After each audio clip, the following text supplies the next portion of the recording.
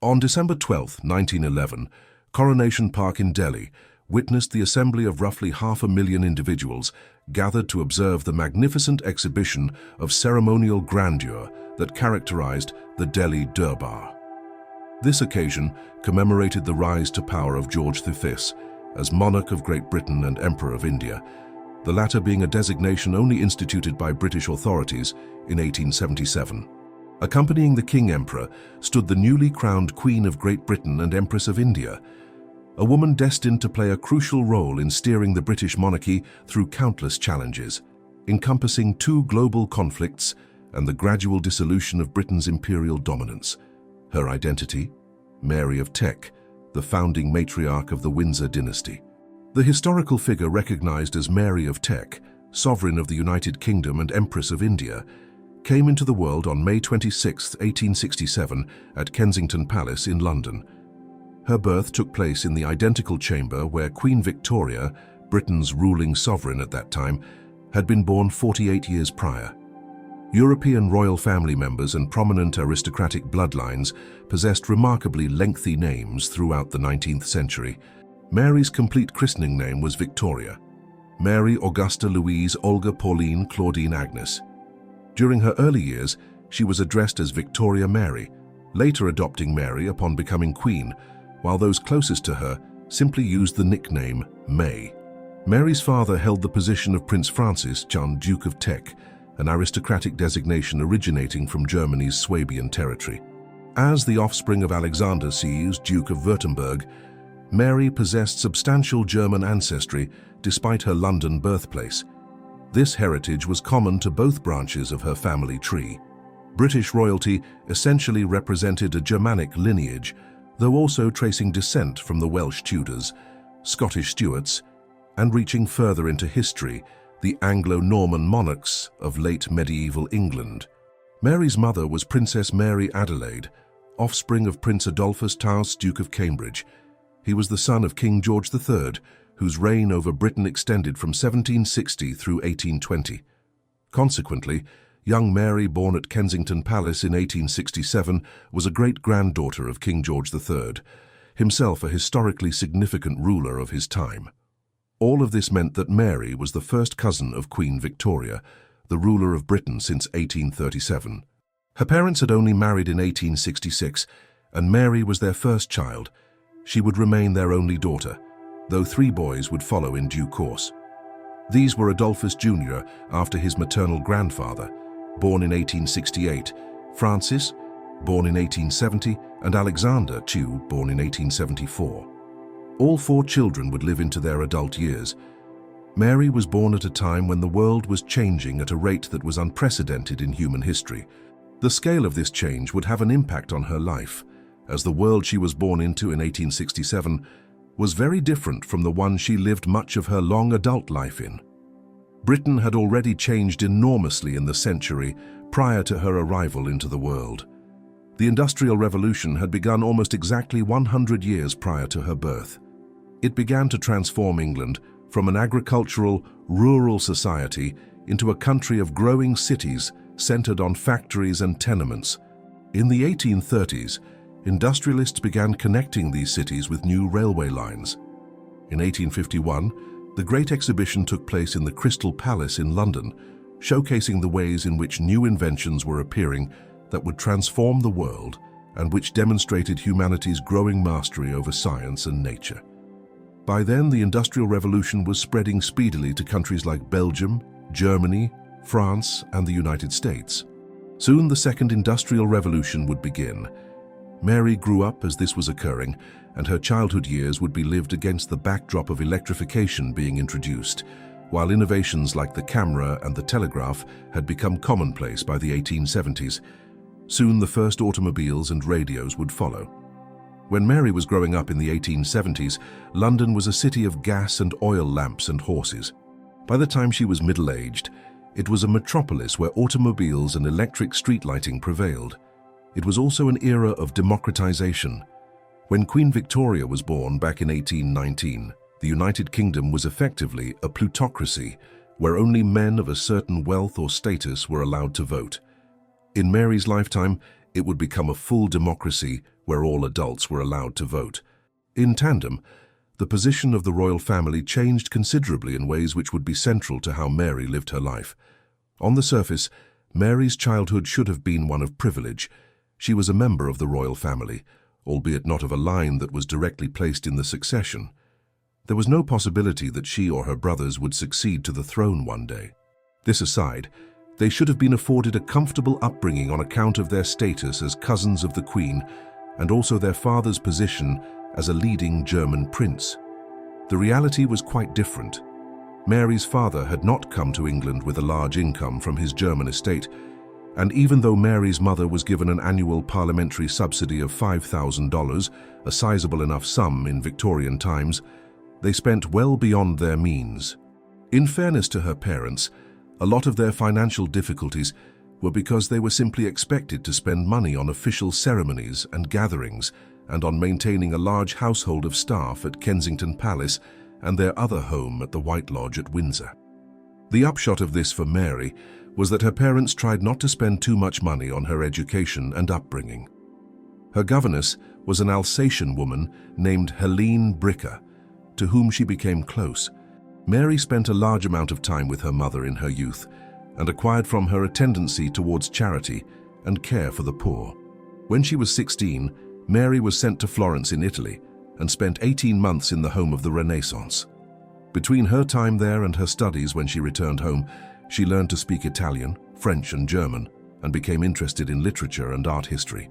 As she became a young woman, people at the court referred to her as shy and interested, more in reading than royal ceremonies, but of a kind disposition.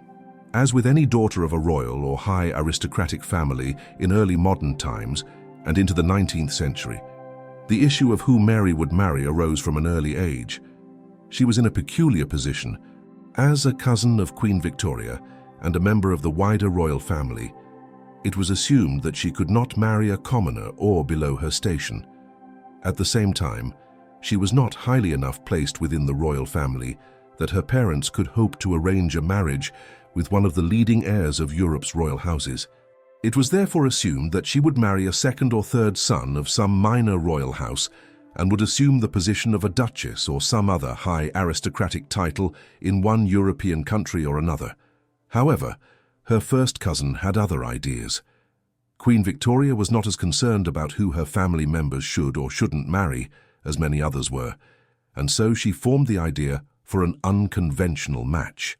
Mary would marry Victoria's own grandson, Albert Victor. He was the eldest son of Victoria's heir, the future King Edward VII. Albert Victor was a wayward young man who had refused to marry, ignored royal protocol on several matters, and had been involved in a controversy in 1889 where he was rumored to have visited a brothel for gay men on Cleveland Street in London. There have even been historians who tried to claim that Albert Victor was actually Jack the Ripper, the notorious serial killer of late Victorian London. None of these claims have ever been proven in any way. What is clear is that Victoria thought Mary might help her grandson to settle down and decided they would marry. It never happened, though. Before the marriage went ahead, Albert Victor died in January 1892 of pneumonia, brought on by the so-called Asian flu pandemic. Observers at the time noted that Mary was deeply upset by Albert Victor's death and the collapse of the marriage plans. In the end, her marriage to the second in line to the throne would go ahead anyway. It was just that the prince in question changed. With Albert Victor's death, his younger brother, George Frederick, became the second in line. He was made Duke of York in May 1892 to signal his advanced position in the succession. Just over a year later, on the 6th of July 1893, he and Mary were married at St. James's Palace. The marriage began under inauspicious circumstances. George had fallen in love with Julie Stoner, a daughter of one of his mother's ladies-in-waiting, but it was made clear to him that as second in line to the throne, marriage to a commoner was completely out of the question. Instead, George married Mary. This was not a bad development for Mary. George certainly had his flaws. However, he was also a man of duty and was devoted to his royal responsibilities. Their marriage was one of affection of a kind, though there was also a rather bizarre level of formality. Even many years after they were married, often George would write his appreciation for her in letters, to which she responded, stating that it was wonderful to hear about this in writing. However, she added that she also wouldn't mind if he simply told her in person that he valued her as his wife. They would have 6 children together. The eldest was a boy named Edward, the future King Edward VIII.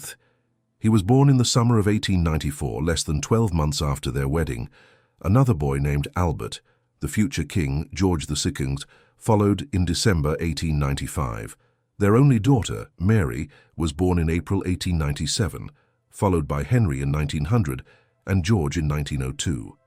A final son, John, was born in 1905. As we will see, he suffered from poor health and would die just as he was entering his teenage years, whereas each of the other children lived into their adult years. Mary, George and their young family lived between York Cottage on the Sandringham Royal Estate and York House in London. Their parenting style was not exactly modern.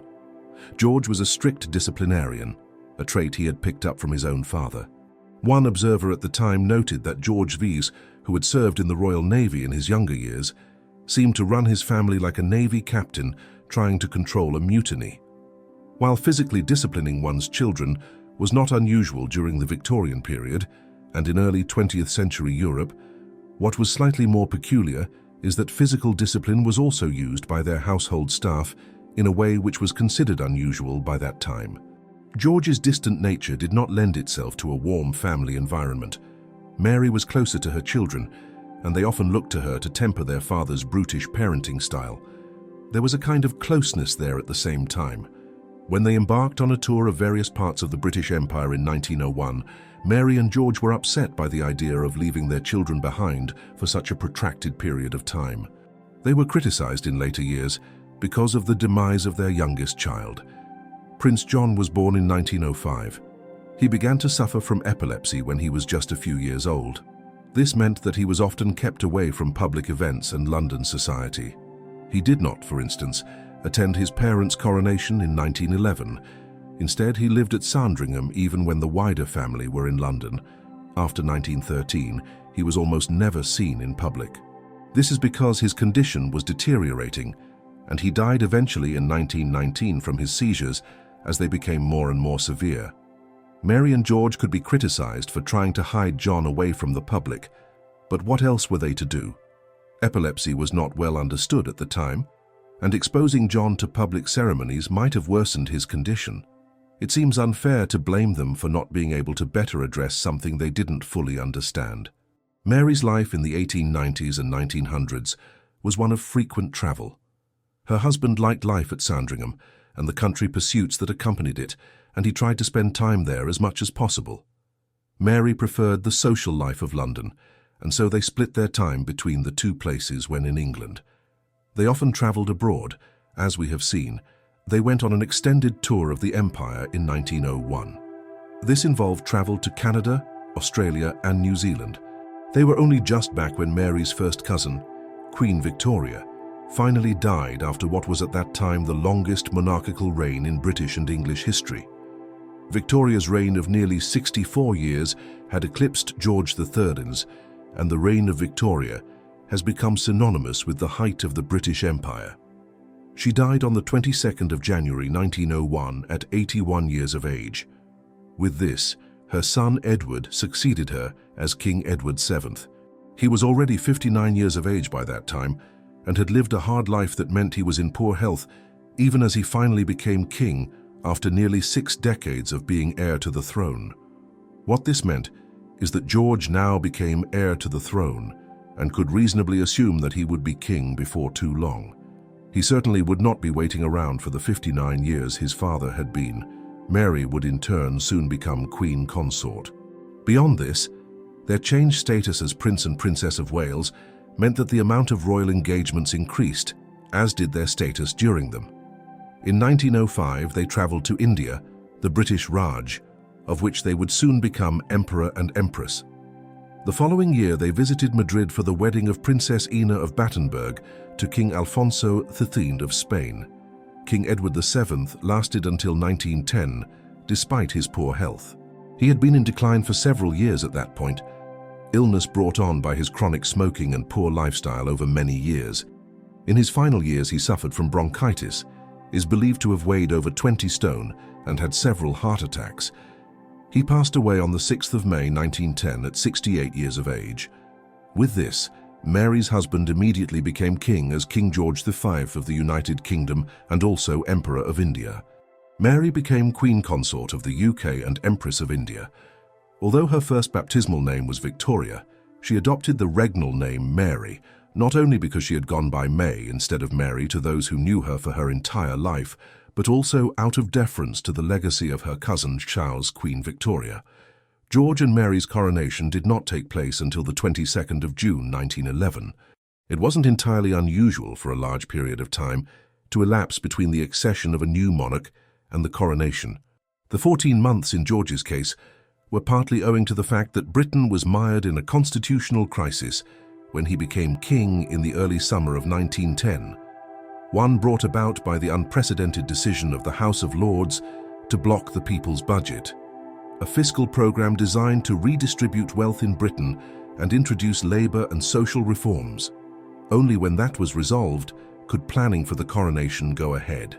It was a spectacular event in many ways, the last royal coronation before the First World War, and so the last time that many of the royal houses of Europe, like the Habsburgs, the Romanovs and the Hohenzollerns, were still rulers of their nations as they arrived in London for a British coronation. Mary wore a cream-coloured coronation gown, which bore emblems representing Britain's empire, like the Star of India and a rose, thistle and shamrock to symbolise England, Scotland and Ireland. It was also the last coronation in England in which a monarch and consort would be crowned as rulers of a united Ireland under British rule. In a way, Mary and George had two coronations. As soon as the first one was over in England, the new king and queen intensified the planning for the second one. It would take place on the other side of the world in India. The Delhi Durbar, or Court of Delhi, as it was known, was held in the capital of the British Raj, the city of Delhi. It was the third Delhi Durbar. The first had been held back in 1877 to mark the occasion of Queen Victoria being given the title of Empress of India. She had not attended in person. A second Delhi Durbar was held in 1903 to celebrate the accession of Edward VII as Emperor of India 2 years earlier. Again, Edward did not attend, so when George and Mary sailed from Portsmouth on the 11th of November 1911 for India, they did so as the first king and queen who were going to attend a Delhi Durbar in person. They arrived at Delhi 4 weeks later.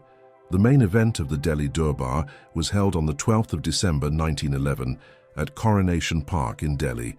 The British Raj had been formed out of many principalities and sultanates over a period of more than a century, and some of these indigenous lords retained a great status within British India. Therefore, the Durbar was an opportunity for thousands of Indian aristocrats and officials to formally acknowledge George and Mary as the Emperor and Empress of India. The following day, Mary and her husband appeared at the balcony of the Red Fort in Delhi, the historic seat of the Mughal emperors. There they waved to 500,000 people who had turned out to see their new rulers. After the Durbar, Mary and George proceeded on to Nepal. The whole state visit to India was filmed and released afterwards as a motion picture named With Our King and Queen Through India. After returning home following the India trip and the Delhi Durbar, Mary's approach to being Queen Consort became more apparent to the British public. There were some differences that were noticed immediately. Edward VII and his consort, Queen Alexandra, had acted quite independently of one another. George and Mary quickly made it clear that they were a kind of team. Indeed, George looked to his wife for leadership on many issues. To put it bluntly, Mary was more intelligent than her husband and was also a lot more informed on social issues. She also mixed better with the public and royal staff, whereas George was at his most comfortable when engaging in his hobbies away from the limelight of London and the court. Simply put, Mary was better suited to being queen than he was to being king, and he relied heavily on her. She pushed him to engage more with a wide range of social issues. The 19th century had been a time of appalling labor practices. When children worked in factories, adult men were expected to work 70 or 80 hours a week, and urban poverty was endemic in some of the country's larger cities. By the 1910s, a great amount of work had been done to reform these issues, But there were still communities in England in the very heart of the great British Empire that were steeped in poverty. Mary encouraged George to take an interest in these issues. When a national strike was entered into by coal miners across Britain in 1912, the King and Queen visited the coal mines at Glamorgan in South Wales and other places. On the other hand, Mary was not exactly receptive to the militant suffragist movement that was campaigning for women to be given the right to vote in British elections. In 1913, she and George were present at the Epsom Derby, when a suffragette, Emily Davison, ran out onto the track during the race in front of the King's horse, Anne Mare. Davison was killed after being knocked down by the speeding horses. Though it seems strange in retrospect, militant action like this turned many people against the suffragist movement at the time. Mary's early years as Queen were marked by crisis after crisis in the political affairs of Europe. Things had been tense for many years already. Colonial rivalry, for instance, was a constant source of friction between the European powers, and back in the winter of 1898, the British and French had nearly ended up at war with each other over the Fashoda incident in the Sudan in Africa. Increasingly, though, the great rival was the German Empire, a power with which the British were locked in a naval arms race from the mid-1900s onwards, a strange development as Germany could never hope to eclipse the British Royal Navy.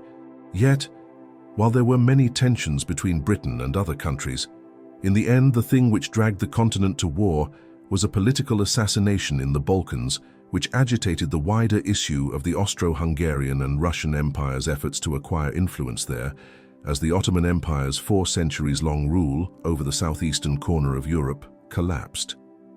As this occurred, there was a cascade of declarations of war in late July and early August 1914. The First World War was a peculiar family affair. Mary, like the rest of the royal family, had a lot of German heritage. Now Britain was at war with Germany.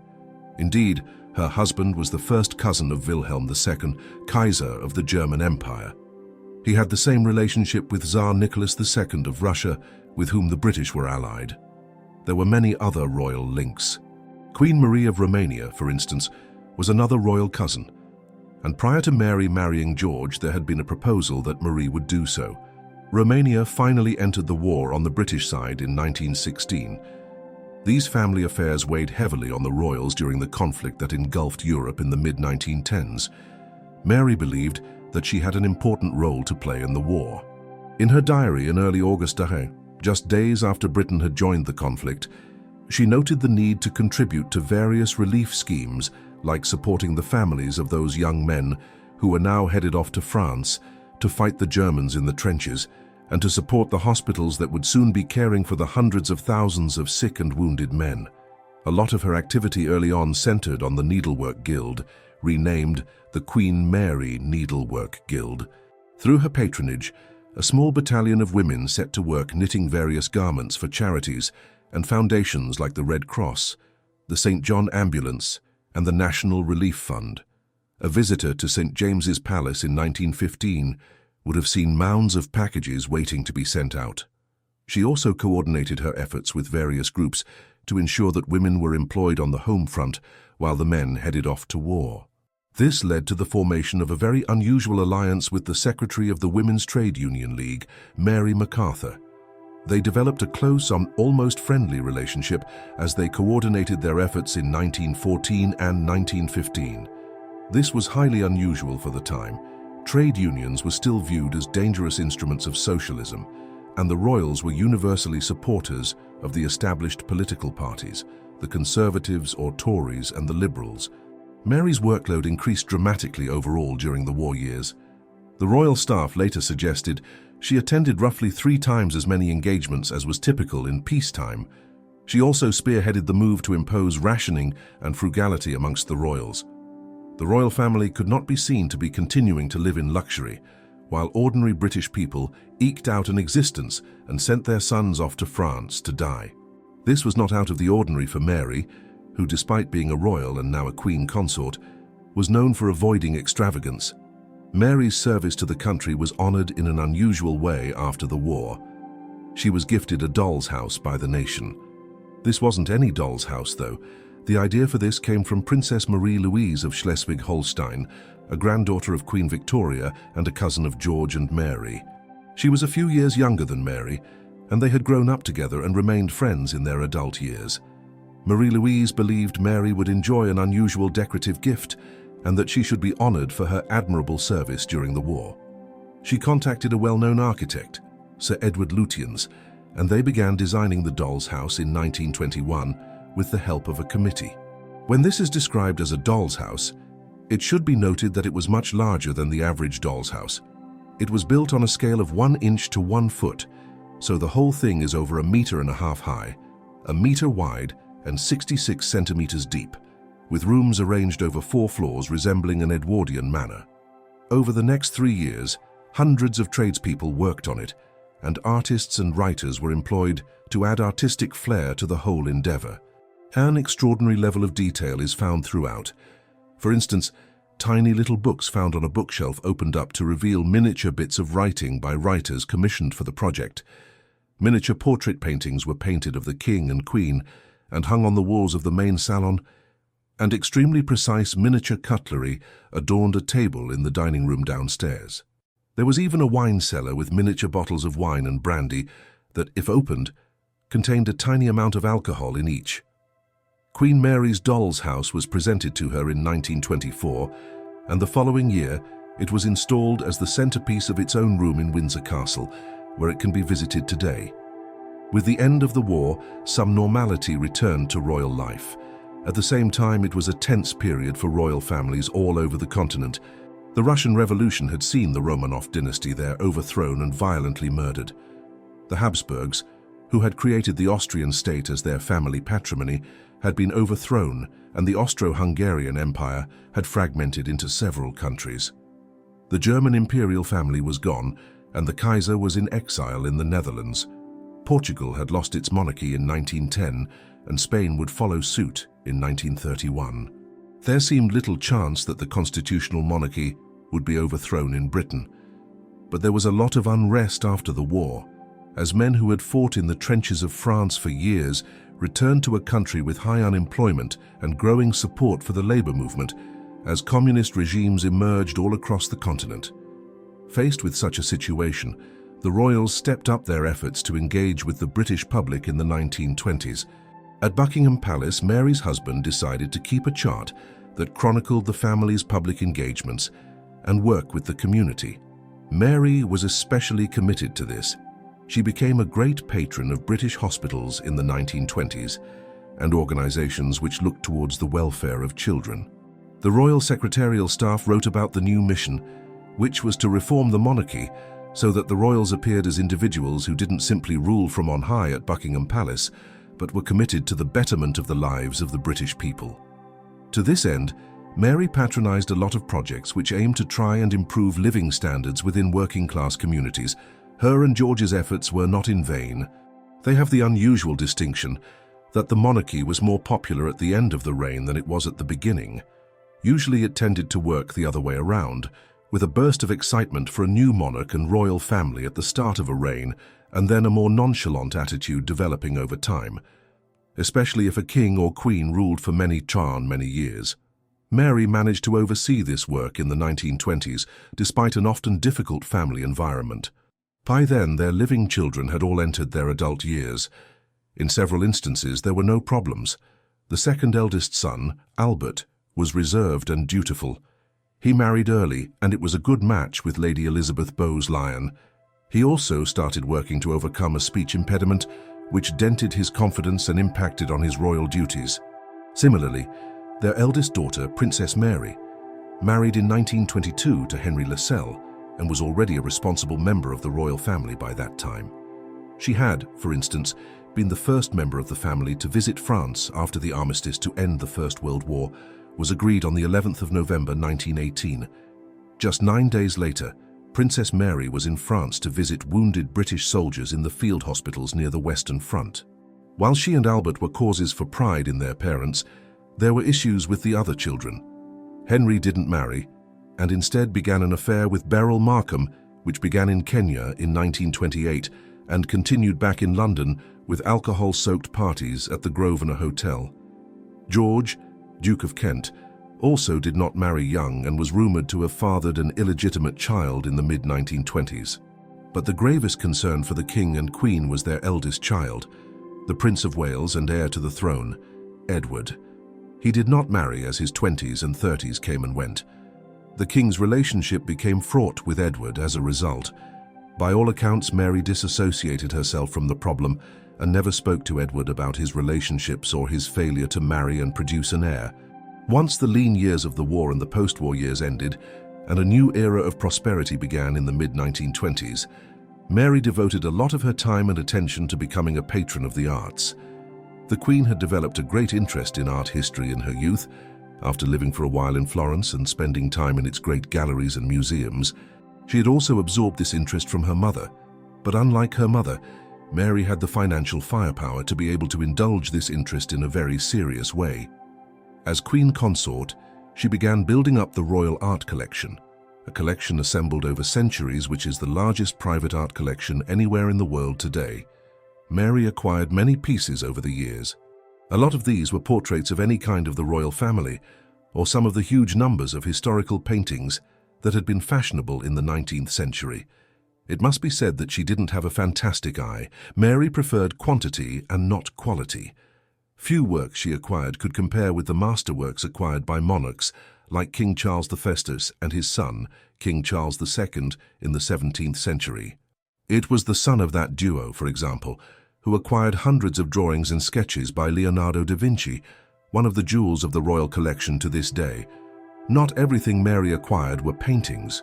For instance, she had an interest in jade statues, many from China, at a time when an interest in the Far East was abounding. The number of ornate Fabergé eggs in the royal collection was also increased by Mary. A large proportion of what she acquired was themed around birds. Elsewhere, she simply acted to reorganize and consolidate the existing collection. Several predecessors had not displayed much interest in the royal collection, and it needed some working on to organize it properly. Mary's husband was happy to leave her to this, even though Mary spent quite a lot of money on the works she acquired. He seems to have viewed her hobby as a parallel one to his interest in stamp collecting. Perhaps someone should have pointed out to him that paintings by Europe's master painters were generally a good deal more expensive than stamps.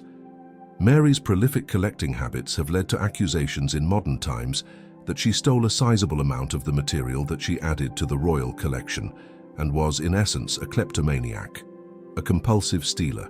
For instance, she was portrayed in one recent television series stealing objects from the houses of members of the British aristocracy when visiting their homes. There is actually a large kernel of truth to this. As we have seen, Mary was a compulsive collector of all kinds of objects.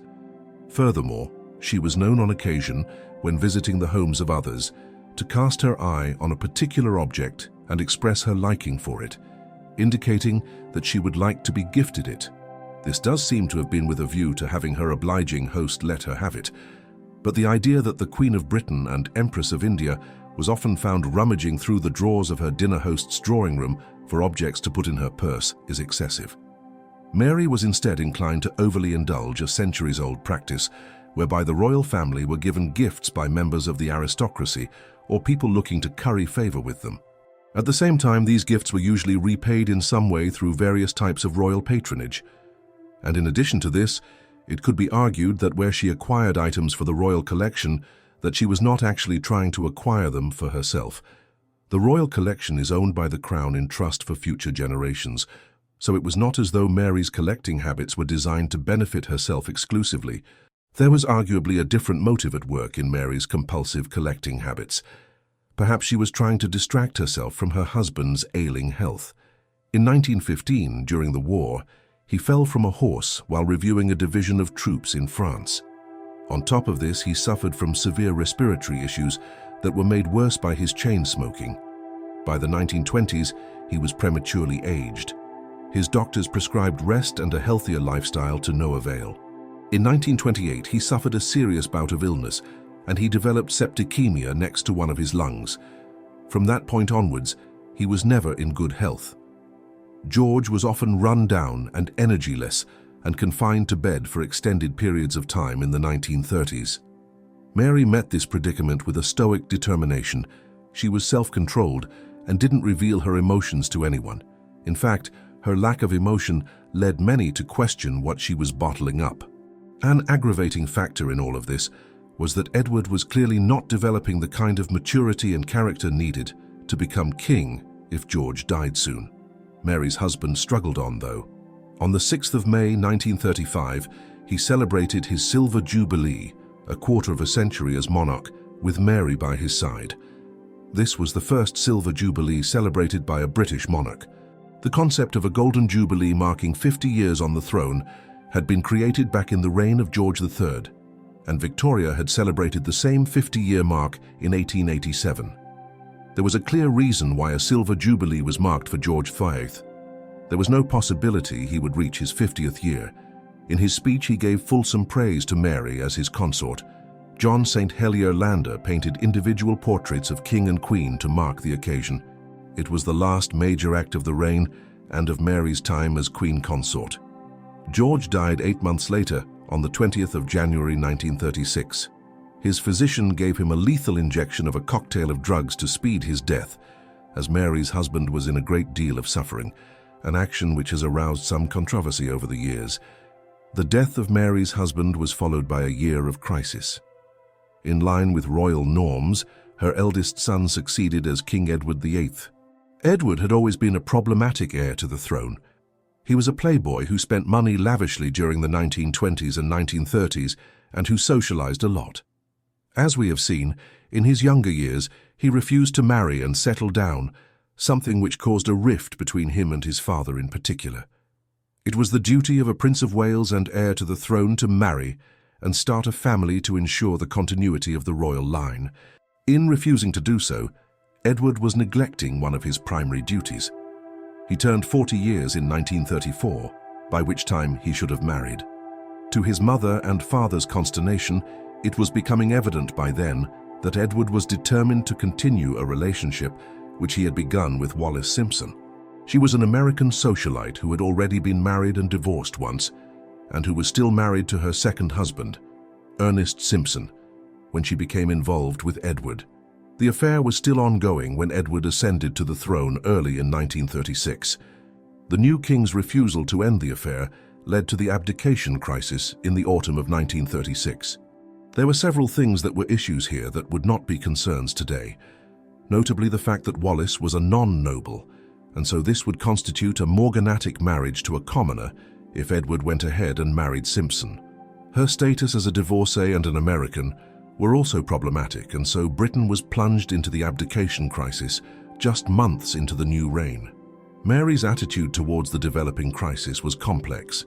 As she acclimatized to her new position as Queen Dowager, the former queen consort and widow of a deceased king, she remained abreast of the situation with Edward, receiving regular updates on what he was doing and what his next actions with regard to Simpson might be.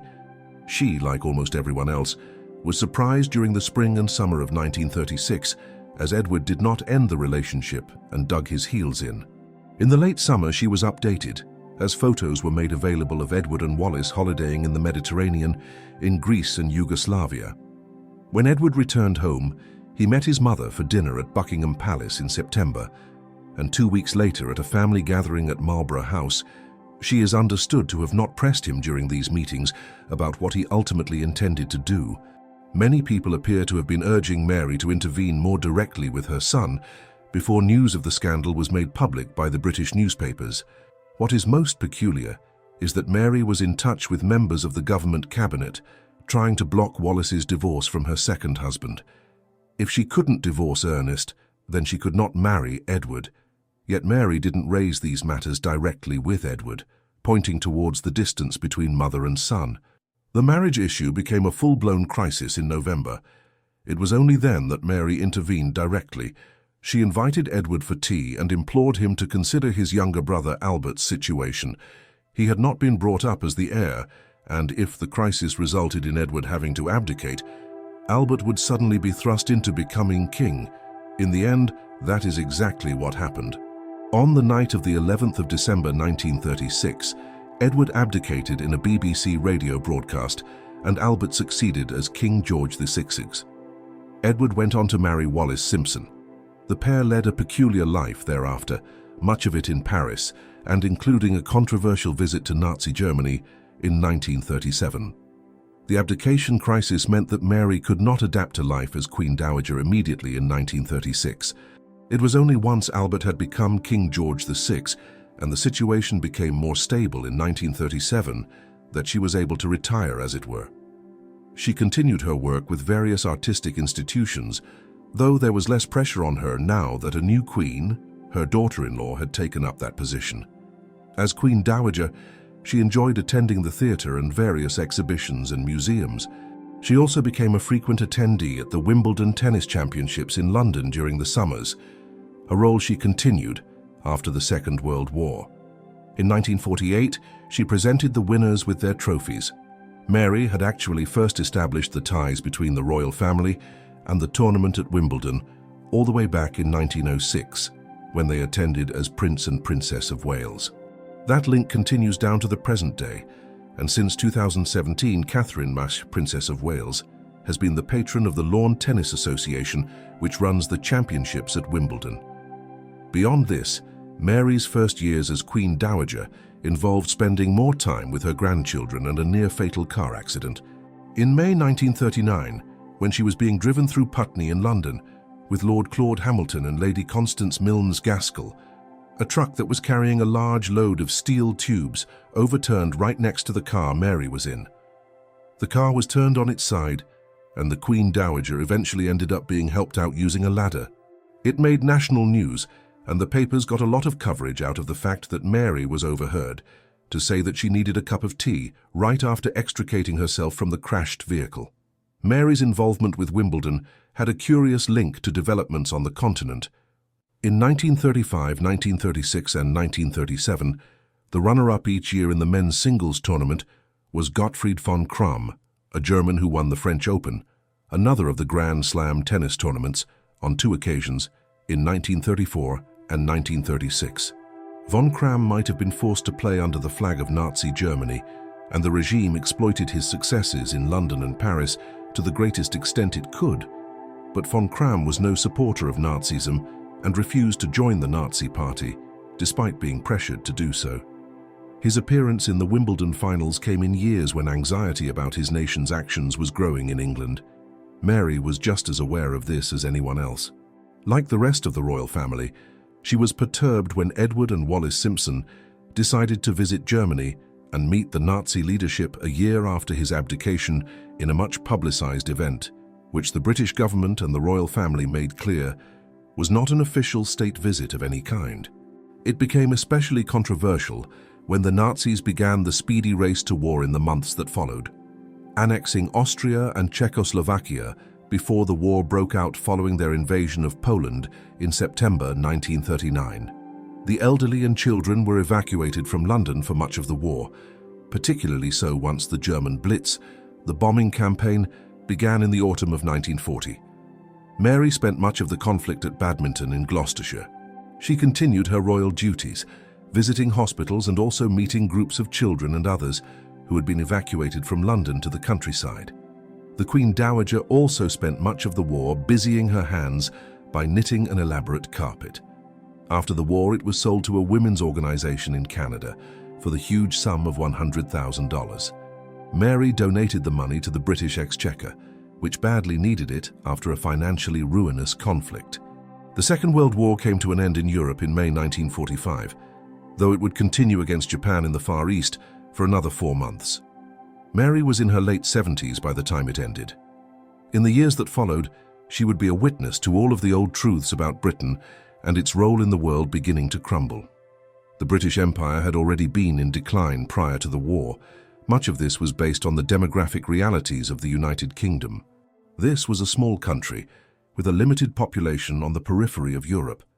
Its ascent as the world's superpower in the 19th century was based on the technological advantages it acquired as a result of the scientific and industrial revolutions, the dynamism of the British people, and the power of the British Royal Navy.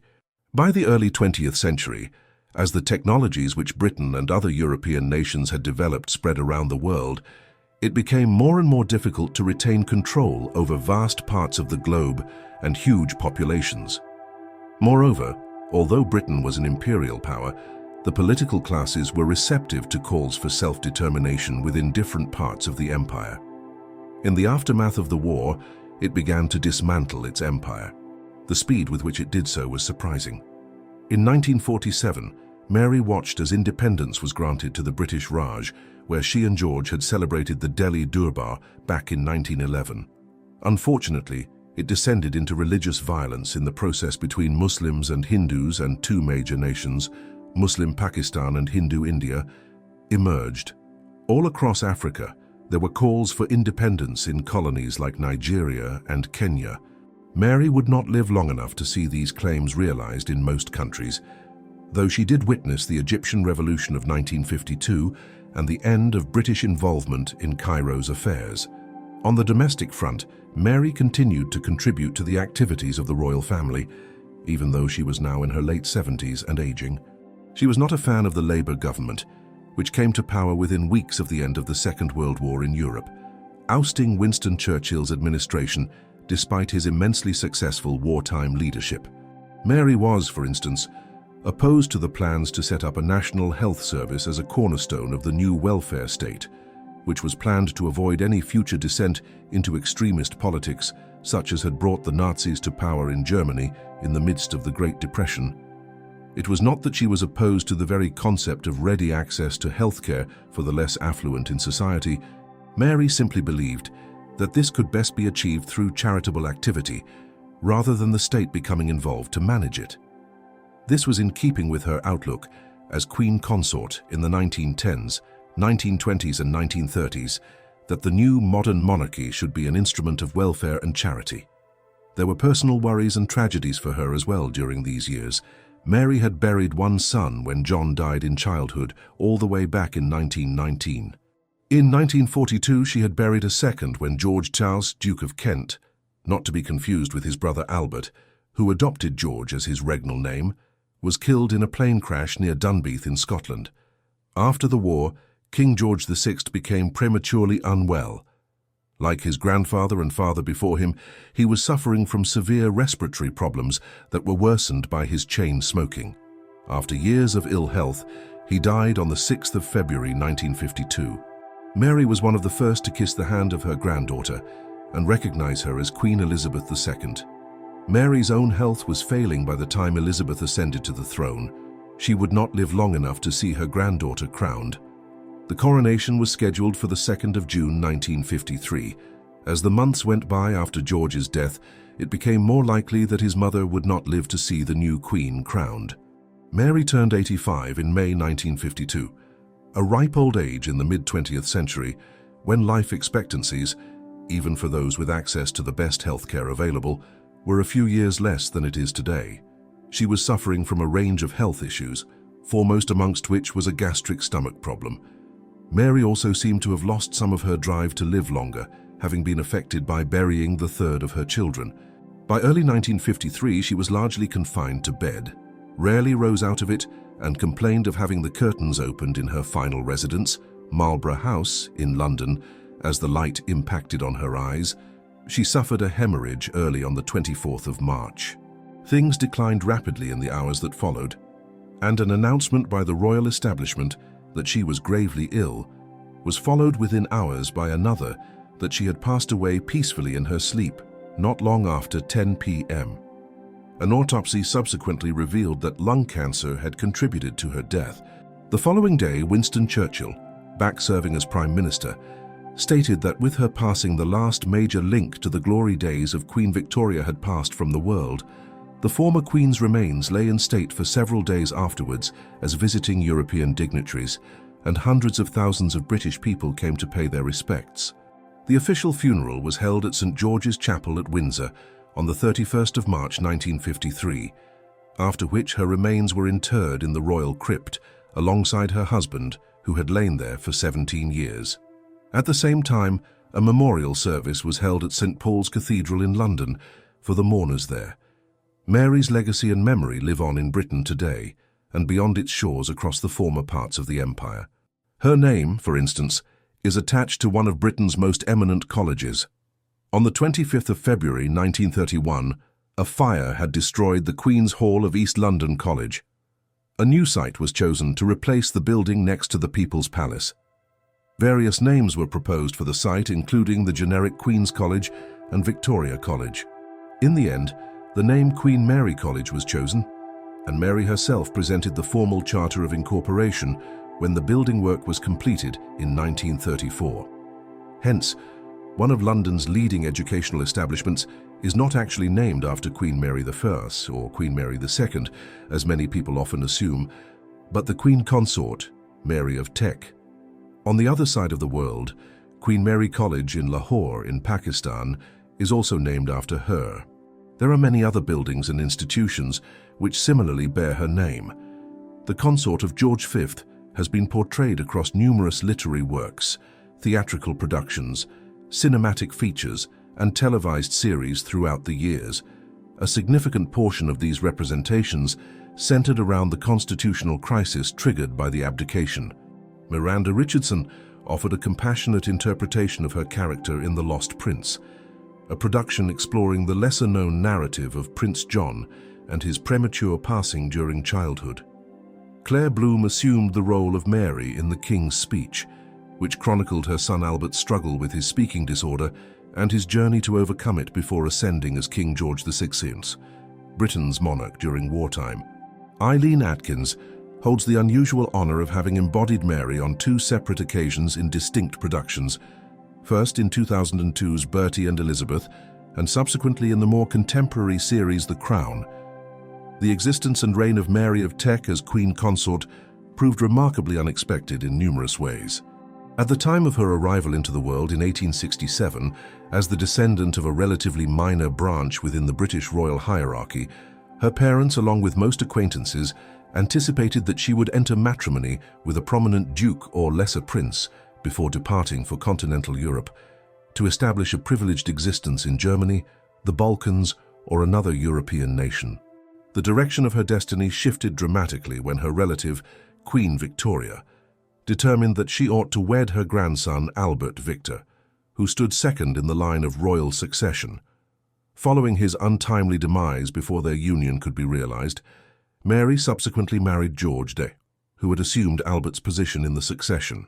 From that pivotal moment, her ascent progressed steadily, becoming Duchess of York in 1893, advancing to Princess of Wales in 1901, and ultimately achieving the titles of Queen of the United Kingdom and Empress of India in 1910.